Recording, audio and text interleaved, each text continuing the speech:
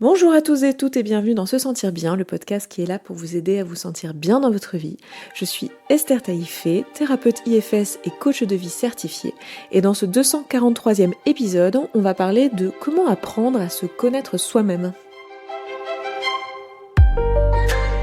Chaque vendredi, on parle santé mentale et épanouissement personnel. Ici, je vous partage des idées et des outils qui ont pour but de vous aider à améliorer votre quotidien et à vous sentir bien. En plus du podcast, je vous propose régulièrement des ateliers, des cercles de parole, des programmes, donc n'hésitez pas à vous rendre sur sesentirbien.coach pour en savoir plus. Je vous reçois aussi en consultation individuelle, de thérapie ou de coaching, en ligne, et pour cela, rendez-vous sur sesentirbien.coach/prendre rendez-vous, chaque mot étant séparé du tiret du 6 sur les claviers français AZERTY. Et pour l'heure, je vous laisse avec l'épisode d'aujourd'hui. Bonne écoute.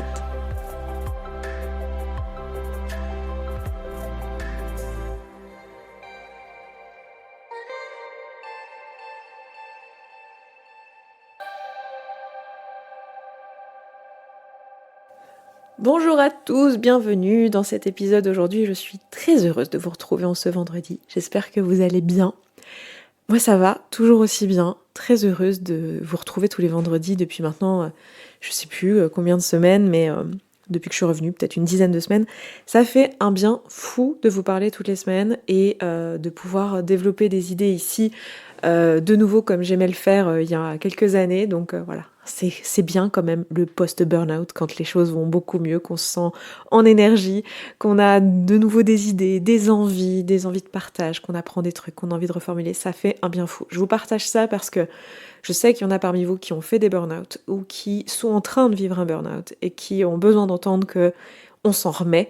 Alors voilà, comme je dis régulièrement encore maintenant, j'ai pas la sensation d'être totalement remise, mais ça va mieux de semaine en semaine, de mois en mois, et je dis ça tous les mois depuis un peu plus d'1 an maintenant, et ça fait vraiment, vraiment beaucoup de bien. Donc tout ça pour dire que j'ai la banane aujourd'hui pour vous parler de ce sujet qui est l'aspect de la connaissance de soi. Alors, si vous êtes là, si vous écoutez ce podcast, vous m'avez sûrement déjà entendu parler de ce sujet et vous êtes de toute façon intéressé par cette idée de vous rencontrer vous-même et de vous connaître mieux et de savoir qui vous êtes et de connaître vos valeurs, de connaître vos besoins, de pouvoir apprendre à y répondre, apprendre à prendre votre place, etc. Et vous allez peut-être même vous reconnaître dans la description que je vais faire maintenant parce que en fait c'est ça qui m'a inspiré cet épisode aujourd'hui et aussi le programme et je sais pas comment appeler ça, mais l'outil que je vais vous proposer dans ce podcast aujourd'hui, qui était déjà quelque chose que j'avais fait il y a quelques années en arrière, puisque c'était le tout premier programme, je pense, que j'avais fait à peu de choses près, en tout cas en autonomie en ligne, qui était un programme qui s'appelait Connaissance de soi. Les très anciens se rappelleront. Si vous vous rappelez, franchement, venez me le dire quelque part sur les réseaux, ça me fera sourire que vous vous rappeliez de ce programme-là, qui n'existe plus maintenant, il est plus en ligne, mais voilà. Mais le constat de départ et le point de départ qui m'a inspiré ce podcast et qui m'avait inspiré à l'époque aussi ce programme, c'est en fait la quantité de personnes dont j'ai fait partie et dont vous faites peut-être partie, qui se retrouvent finalement dans leur vie à un moment donné à se dire mais en fait, j'ai passé tellement toute ma vie à faire ce qu'il faut faire, à faire ce que je croyais que je devais faire pour être une bonne personne, pour réussir dans la vie, pour rendre mes parents fiers, pour avoir un salaire suffisant, pour pouvoir subvenir à mes besoins, pour être quelqu'un de respectable, avec des valeurs honorables, voilà, pour ne pas faire de vagues, pour faire plaisir aux gens autour de moi, pour être quelqu'un de fort, pour être tous ces trucs en fait qu'on attend de moi, qu'en fait, aujourd'hui, je me suis perdue et je ne sais plus qui je suis. Est-ce que vous vous reconnaissez là-dedans? Dans cette sensation d'avoir tellement tout fait pour correspondre à ce qu'on attendait de nous, qu'en fait, on sait même plus ce que nous, on attend de nous, en fait. Nous-mêmes. On sait plus, en fait. On a passé tellement d'années, tellement de temps à faire ce qu'on nous disait de faire, que, en fait, la question de est-ce que ça me plaît, finalement, elle est même plus pertinente. En fait, on n'arrive même pas à y répondre. Vous voyez ? On est vraiment dans ce truc un peu de bon élève et je pense que la plupart d'entre nous, on est câblés un peu comme ça. Alors, il y a du bon là-dedans, c'est-à-dire qu'en fait, effectivement, quand t'es enfant ou ado, il y a plein de moments où en fait, on a besoin de t'apprendre des compétences, de t'apprendre à faire certaines choses et avoir des injonctions, avoir des ordres, avoir un cadre, avoir des objectifs qui te sont donnés par les adultes, etc. C'est pas malsain en soi, c'est pas un problème en soi qu'il y ait l'existence de cadres. Le problème c'est que ces cadres-là, tels qu'ils sont faits dans notre culture à nous en tout cas, et tels qu'ils sont encore dans la majorité des écoles aujourd'hui, en fait ne laissent pas de place à la découverte de son identité, ne laissent pas de place à la créativité, ne laissent pas de place à soi, au fait de se développer en tant qu'individu, en tant qu'être humain, mais a plutôt tendance à nous faire rentrer dans un moule et à nous apprendre finalement des façons de penser, des façons de faire les choses, sans vraiment trop les questionner. On n'a souvent pas les armes nous-mêmes pour les questionner parce qu'on est enfant, ado, jeune adulte, et donc nous-mêmes on n'a pas le recul sur la vie et sur nous-mêmes pour pouvoir le faire. Et si on avait les armes pour le questionner, on n'aurait pas forcément les guides et les personnes, enfin des adultes qui nous guident à pouvoir le faire pour nous-mêmes, à pouvoir questionner et se dire tiens mais moi qu'est-ce que j'en pense, qui je suis, qu'est-ce que j'aime, est-ce que j'aime le coloriage, est-ce que j'aime la corde à sauter, est-ce que j'aime ces choses-là en fait.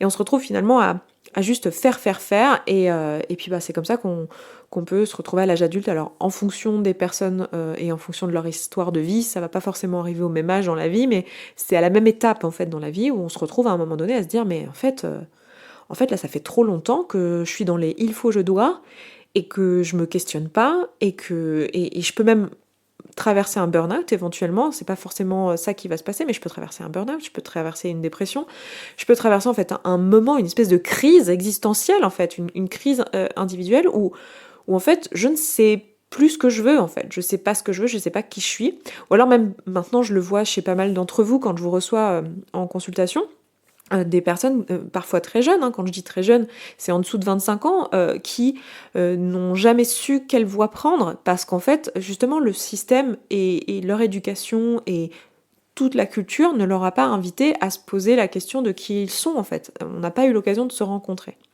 Et du coup, on se retrouve là à pas se connaître, finalement. Alors, en soi, c'est embêtant parce qu'il y a un aspect épanouissement personnel qui nous est très cher ici sur ce podcast, n'est-ce pas? De voilà, si je me connais pas, je peux pas faire des activités qui vont me faire du bien, je peux pas m'épanouir, je peux pas nourrir mes valeurs, je peux pas rechercher du sens dans ma vie et être heureux tout simplement. Et on considère ici que c'est un but en soi. Après, c'est un but qui est questionnable, mais voilà. Et donc, j'ai pas les armes pour ça. Donc il y a cet aspect vraiment purement développement personnel et épanouissement de soi, et le fait de prendre sa place et tout, qui n'est pas disponible si on n'a pas pu apprendre à se connaître.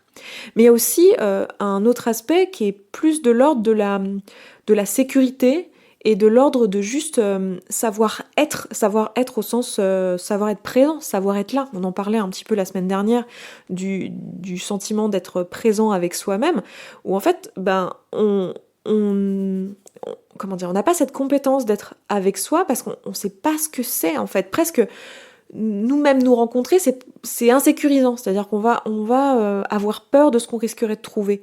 On est beaucoup comme ça à pas vraiment avoir envie d'apprendre à se rencontrer ou en tout cas on en a envie sur le papier, mais dans les faits, dès qu'il y a un peu de vide, dès qu'il n'y a pas de télévision, de podcast, de musique, de gens et qu'on est tout seul avec soi-même, en fait on a peur de ce qu'on va trouver parce qu'on a tellement cette idée qu'il faut être parfait, qu'il faut être le bon élève, qu'il faut avoir les résultats, la réussite, tout ce qu'on a toujours attendu de nous depuis le début, qu'en fait, on a peur que si on sort du faire, si on sort de cet endroit où on est toujours en fait en surstimulation, etc., et qu'on se rencontre vraiment et qu'on passe du temps avec nous-mêmes, en fait, on va pas aimer ce qu'on voit.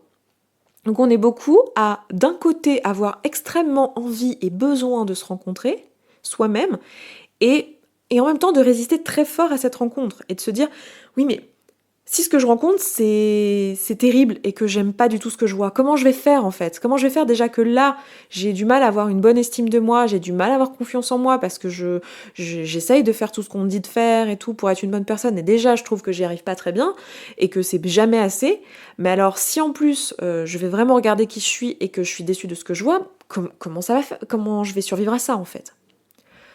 Donc c'est ça que j'ai envie d'explorer avec vous aujourd'hui. Comment on peut faire pour se rencontrer et le faire dans des conditions où en fait on va se sentir en sécurité et dans une forme d'accueil. J'ai envie de vous proposer une analogie toute simple qui en fait, je sais même pas si c'est une analogie parce qu'en fait c'est quasiment la même chose, mais la situation en fait vous allez rencontrer quelqu'un. Vous pouvez imaginer que vous êtes dans une période de votre vie où vous voulez dater des gens, vous savez, dans un cadre romantique, où vous êtes allé sur une appli quelconque et vous avez pris un date avec quelqu'un. En fait, vous rencontrez vous-même, c'est comme aller en date avec vous-même. Ou, en fait, vous allez dans un premier temps être très jugeant. Dans un premier temps, vous allez arriver en date et vous allez dire, vous allez les premières secondes, enfin, je sais pas, vous êtes donné rendez-vous dans un bar ou dans un resto et vous allez arriver, vous allez voir la personne et vous allez vous dire, tiens, est-ce qu'elle correspond aux photos, à la promesse? Vous allez dire, ok, ouais, non, pas trop, hein. Elle avait quand même pris les photos sous un angle où elle avait l'air plus bronzée, plus mince, plus musclée, plus j'en sais rien. Voilà.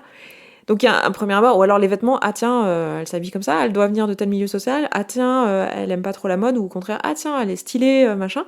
Il y a un premier regard, en fait, comme ça, qui est très, très jugeant. Et en fait, qui est très jugeant, mais c'est pas négatif quand je dis que c'est jugeant, hein, c'est normal de juger. On va s'en parler, ça, et on en a déjà parlé, mais on va s'en reparler prochainement. Mais du coup, on a cet aspect-là là, de premier regard. Et souvent, on a peur de ce premier regard. Parce qu'on se dit, en fait, je vais vachement me juger. Genre, si là, je me pose et que je me rencontre et que je me regarde dans un miroir, par exemple, pour beaucoup d'entre nous, c'est compliqué de se regarder dans un miroir. Juste se mettre nu devant un miroir. Se dire, oh là là, j'ai peur de me regarder. J'ai peur de ce que je vais voir. J'ai peur de mes jugements. J'ai peur de me trouver trop ci, trop là, pas assez ci, pas assez là. Et quand c'est pas le miroir physique pour le corps, ça va être la même chose si je me pose et que je note, je sais pas, qui je suis, mes réussites, mes échecs, etc. On va avoir très vite cette peur de se juger durement au premier abord. Et en fait, ce qui est intéressant, c'est de se rendre compte que c'est comme dans un premier date, en fait. Finalement, alors oui, il y a des choses qu'on peut percevoir au premier abord, mais on a très peu d'informations, en fait, quand on n'a pas encore parlé à la personne, qu'on n'a pas discuté avec elle, qu'on n'a pas rencontré, qu'on n'a pas fait des choses avec elle, qu'elle nous a pas raconté sa vie, son histoire personnelle, qu'on n'a pas vu comment elle parlait, comment elle s'exprimait, comment elle se comportait. En fait, on sait très peu de choses de cette personne, juste au premier abord, comme ça. Et nous, pourtant, on ferme un peu la porte, un peu comme quelqu'un qui aurait peur d'être aimé, vous savez, qui va en date et qui peut-être même ferme les écoutilles et ferme les oreilles là pendant tout le date et va dire ouais non mais de toute façon ce sera pas possible pour moi, je peux pas me dater quelqu'un qui porte une casquette, c'est juste pas possible. Non c'est pas possible. Et puis qui du coup ferme les oreilles et reste bloqué sur la casquette alors que en réalité vous savez que vous êtes plus profond que ça et que finalement une casquette c'est pas très important, mais à ce moment-là il y a tellement cette peur d'être aimé qu'en fait on préfère mettre les œillères et dire non mais c'est pas pour moi, c'est pas la bonne personne, c'est bon, j'écoute pas. Et on a tendance à faire ça avec nous-mêmes en fait. On est un peu comme avoir peur d'être aimé, on se dit non je laisse pas la porte, je vais pas me rencontrer, je reste bloqué au premier abord. Et je veux pas savoir. Et je préfère me raconter et rester dans mon fantasme. Comme avec l'amour, en fait. Comme avec l'amour amoureux. On reste dans nos fantasmes, on se dit, tiens, c'est pas grave, ce date-là n'a pas marché, salut, ciao, bye bye. Je ne recontacte pas cette personne, j'ai même pas écouté ce qu'elle avait à me dire vraiment, je suis restée en superficie. Et puis comme ça, je peux continuer à m'imaginer dans ma tête qu'il y a une personne idéale pour moi, qui ressemble à ci, qui ressemble à là, mais qui est juste fantasmée dans ma tête. Et que je rencontrerai jamais. Et je peux faire la même chose avec moi-même. Fantasmer dans ma tête qui je suis, sans jamais me rencontrer en fait, sans jamais voir la réalité de ce qui est en face. Et en fait, ce qui est terrible, c'est que quand je fais ça, je me prive de ma propre rencontre en fait. Je me prive de l'amour que ce serait, qui serait possible en fait, juste en me rencontrant, en me voyant. On se voit pas en fait. La plupart d'entre nous, on ne se voit pas. Donc comment on fait pour faire ça, pour se rencontrer et pour se voir vraiment ? De la même manière que dans un premier date, ou dans même un 100e date, en fait, et dans une relation même qui dure depuis 20 ans avec quelqu'un, en fait, on se rencontre et on apprend à se connaître en étant au contact de soi. Ou au contact de l'autre, en l'occurrence, quand c'est l'autre. Donc c'est en étant présent, en étant là, en étant à l'écoute. Et comment on est à l'écoute ? On pose des questions et on écoute les réponses. Et on regarde les micro-signaux. On écoute le corps, qu'est-ce qu'il dit ? On regarde nos comportements, qu'est-ce qu'ils disent ? Et on se pose des questions avec curiosité, avec une vraie ouverture. C'est-à-dire que c'est pas, on pose des questions à ton date, ah ouais, et tu l'as trouvée où ta casquette ? Genre on essaye de savoir si en fait la personne, c'est vraiment elle qui l'a choisie ou si c'est quelqu'un qui lui a offert pour pouvoir juger, est-ce que c'est une bonne personne ou pas, est-ce que c'est notre... Je sais même pas quels a priori il y a sur les casquettes, j'en sais rien, c'est le premier truc qui m'est venu. Mais vous voyez, il y a une différence entre poser une question avec une envie d'évaluation. Je pose la question, tiens, tu fais quoi comme boulot ? Dans l'envie d'évaluer, tiens, combien elle gagne cette personne, du coup, dans quelle classe sociale elle va, du coup, est-ce que je peux me projeter avec, est-ce que nanani nanana, mais vraiment dans une vraie curiosité. Ah, tu fais quoi comme boulot ? Ah, est-ce que ça te plaît ? Qu'est-ce que t'aimes là-dedans ? Qu'est-ce que t'aimes moins là-dedans ? Avec une vraie intention de découvrir, en fait. Avec soi, c'est la même chose. En fait, la plupart d'entre nous, on passe pas du temps de qualité avec soi, où on se rencontre, où vraiment on fait des activités, où vraiment on discute, on parle. La plupart d'entre nous, quand on est tout seul, en fait, on se met une série Netflix, on se met un casque sur les oreilles en écoutant un super podcast, genre se sentir bien, mais n'empêche qu'on n'est pas dans du temps de qualité avec soi, en fait. Même si c'est un très bon podcast et que c'est bien de faire ça. Mais c'est pas du temps de qualité avec soi, en fait. On n'écoute pas parce qu'en fait, on a peur de ce qu'on va trouver. Souvent, c'est ça. Ou on n'a juste pas appris, en fait. C'est aussi ce que je vous disais au début, c'est que culturellement, on n'a pas appris à juste être présent et à nourrir cette habitude d'écouter et d'être présent avec soi-même. Du coup, comment faire ça ? Une première façon de faire, qui est une façon assez simple que j'ai déjà abordée dans d'autres podcasts, une façon d'apprendre à se connaître, c'est juste de se rencontrer par la parole, de juste prendre le temps de se parler, de se poser des questions, de poser le jugement quand on se pose des questions, d'écouter les réponses et d'accepter ce qui est dans ces réponses. C'est-à-dire que quand vous écoutez la réponse, de pas être en résistance. Et il y a souvent un peu ce truc de se dire, mais en fait, j'ose pas écouter les réponses aux questions que je vais me poser parce que si ça se trouve, je vais trouver que je suis une mauvaise personne. Si ça se trouve, ce que je vais trouver, ça va pas me plaire. Si ça se trouve, je vais me rendre compte que, en fait, j'ai des mauvaises intentions. En fait, je suis quelqu'un de feignant, de jugeant, qui souhaite du mal à d'autres personnes. Des choses vraiment pas belles, que je juge comme pas belles à propos de moi. Et là, je vais vous dire quelque chose que j'ai déjà dit, parce que je me souviens l'avoir dit, alors je sais plus dans quel épisode, mais c'est sûr, je vous l'ai déjà dit, mais c'était il y a longtemps. C'est qu'en fait, pour moi, ce n'est pas possible d'être une mauvaise personne. Et surtout, ce n'est pas possible d'être une mauvaise personne pour vous-même. Vous ne pouvez pas ne pas vous aimer quand vous vous rencontrez. J'explique pourquoi je pense ça. Je pense que la notion de quelqu'un n'est pas une bonne personne, c'est une évaluation par rapport à un système de valeurs. Moi, je peux décider que telle ou telle personne n'est pas une bonne personne selon moi. Selon moi, c'est pas une bonne personne parce qu'elle sait pas faire preuve d'empathie, parce qu'elle est pas à l'écoute, parce que c'est des valeurs que j'ai. L'empathie, l'écoute, en même temps on s'en doute, la nana elle est psy, elle fait un podcast sur comment se sentir bien, elle a raconté sa vie à ce sujet et décousu le truc dans tous les sens depuis 240 épisodes, on s'en doute. D'accord ? Donc c'est quelque chose qui pour moi a de la valeur.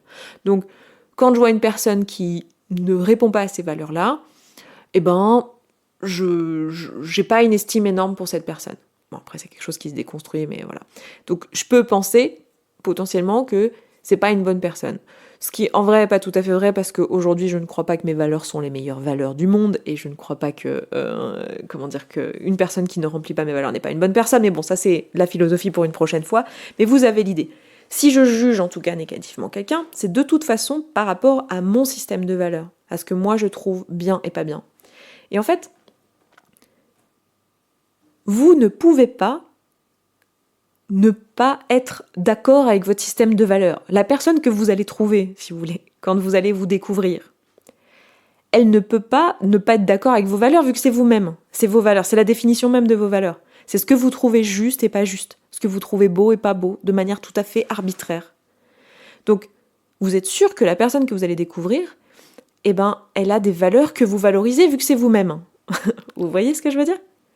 Donc en fait, c'est pas possible de vous rendre compte que vous êtes une mauvaise personne. Par contre, ce qui peut arriver, c'est de vous rendre compte qu'il y a des moments dans votre vie où vous n'avez pas suivi vos valeurs. Et moi, j'ai envie de vous faire la proposition suivante, qui est que quand c'est arrivé, c'est pas parce que vous étiez une mauvaise personne, mais c'était très probablement parce que vous aviez d'autres besoins qui sont passés devant. Peut-être parce que vous aviez des besoins plus urgents que répondre à vos valeurs, qui étaient plus bas dans la pyramide de Maslow, et c'était ça. Quand je dis pyramide de Maslow, je parle des besoins plus fondamentaux et plus primordiaux que juste avoir une vie alignée avec vous-même. Toujours l'exemple que j'aime bien vous donner de je suis banquier à Société Générale, je suis pas tellement pour le système bancaire, mais j'ai besoin de nourrir mes enfants tous les mois, donc je fais quand même ce choix, même si c'est pas un choix qui est en accord avec mes valeurs. Mais là, il me permet de répondre à mon besoin de sécurité matérielle.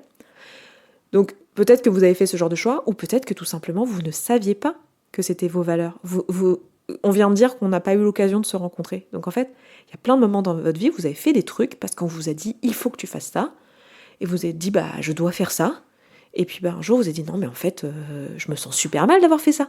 Bah ouais, parce qu'en fait, c'était pas qui vous étiez, mais vous ne le saviez pas. Donc j'ai envie de vous proposer de vous poser les questions et de vous autoriser à vous pardonner quand vous allez voir qu'il y a eu des moments où peut-être dans votre vie, vous ne vous êtes pas comporté comme vous auriez aimé avoir l'espace de le faire, comme vous auriez aimé vous comporter selon votre système de valeurs. Et j'ai envie de vous proposer pour vous guider, et c'est pour ça que je vous disais en début de vidéo, je vous parlais du programme Connaissance de Soi, c'est qu'en fait, je sais que c'est pas évident d'amorcer cette démarche-là. Alors évidemment, on peut le faire en thérapie, commencer à apprendre à se connaître, et c'est souvent comme ça, c'est par la parole que la plupart d'entre nous, on débroussaille ça, et qu'on apprend à se connaître, et voilà, parce qu'on s'explique, on se raconte, et du coup, on se rencontre quand on fait ça. Une autre façon, c'est de le faire en autonomie avec des questions pertinentes à vous poser pour vous rencontrer. Et moi, ce que je vous propose, c'est que je vous ai prévu, là, pas 21, non pas du tout, j'allais dire 21, mais 30 questions que vous pouvez vous poser à vous-même pour vous rencontrer dans cette intention-là.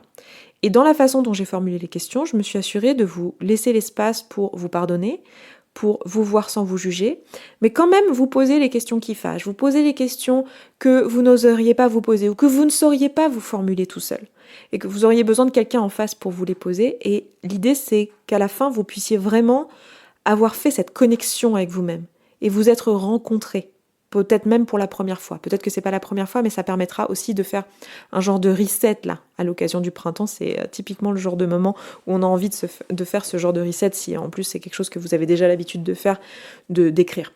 Et ça peut être aussi l'occasion pour vous de développer une habitude d'écriture d'ailleurs, si c'est un truc qui vous parle de faire du flot de pensée. Donc je vous propose un programme de 30 questions que je vous envoie sur 30 jours, mais vous pouvez les faire tous les jours, mais vous pouvez aussi en garder 3-4 et les faire toutes d'un coup, ou ne pas toutes les faire. Vous verrez ça, j'ai mis une petite vidéo d'introduction pour vous expliquer un petit peu comment utiliser le programme.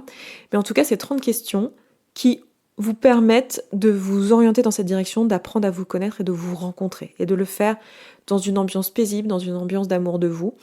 Et je suis sûre que ça vous aidera pleinement à amorcer ce travail-là si vous avez envie de l'amorcer, ou à le poursuivre si vous êtes déjà en train de faire un travail en thérapie, de le proposer sous un autre angle.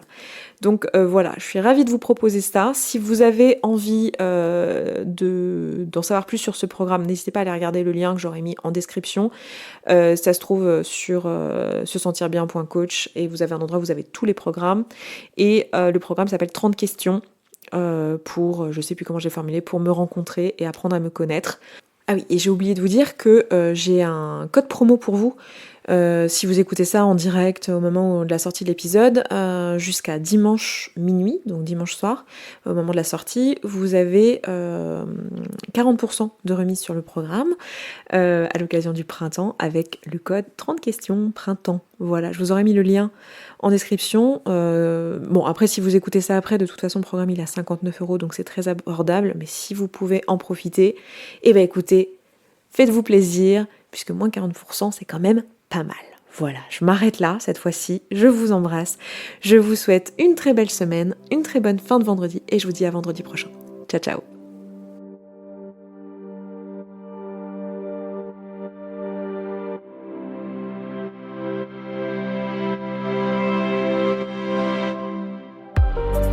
Merci beaucoup d'avoir écouté cet épisode jusqu'au bout, je suis vraiment ravie qu'il vous ait plu.